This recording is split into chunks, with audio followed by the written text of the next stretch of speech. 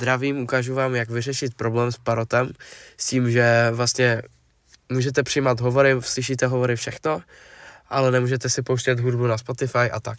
Je to úplně jednoduché, nemohl se na to přijít několik měsíců, třeba 2 měsíce.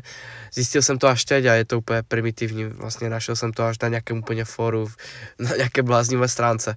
Dáte audio, půjdete úplně dolů, dáte stišit a dáte zapnuto a od té doby vám to bude fungovat. To vše.